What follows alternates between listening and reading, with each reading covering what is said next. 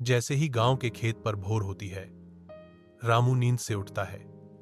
अपने परिवार की जरूरतों का बोझ उसके कंधों पर भारी होता है।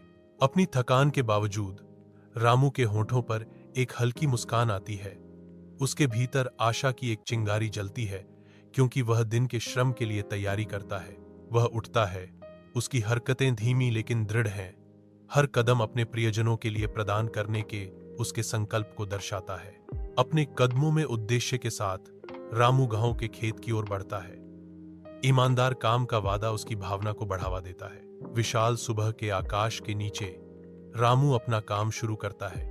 उसके हाथ अपने परिवार के उज्ज्वल भविष्य के लिए आशा के बीज बोते हैं। सेठ के घर के अंदर सेठ रामू को कमरे में बुलाता है। सेठ इशारा करते हैं। रामू को बैठने के लिए आमंत्रित करते हुए सेठ ने प्रस्ताव रखा, यदि तुम मेरे खेतों की देखभाल करोगे तो मैं तुम्हें अच्छी तनख्वाह और रहने के लिए एक घर दूंगा। रामू सेठ की ओर देखता है, प्रस्ताव पर विचार करता है। सेठ रामू के फैसले का इंतजार कर रहा है। उसकी अभिव्यक्ति आशावादी है। जैसे ही शाम रामू के खेत पर उतरती है, एक सुनहरी आभा खेतों को नहलाती है, जो भरपूर फसल का वादा करती है। रामू अपनी भूमि का सर्वेक्षण करता है।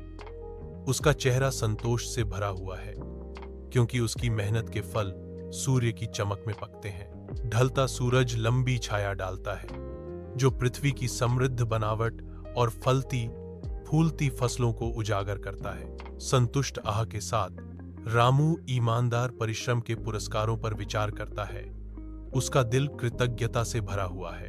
गहरी समझ के एक पल में रामू पुष्टि करता है, गरीबी अभिशाप नहीं है। अगर कोई व्यक्ति ईमानदार और मेहनती है तो भाग्य भी उनका साथ देता है। खेत रामू की अटूट भावना के प्रमाण के रूप में खड़े हैं, जो समृद्धि के वादे को दर्शाते हैं।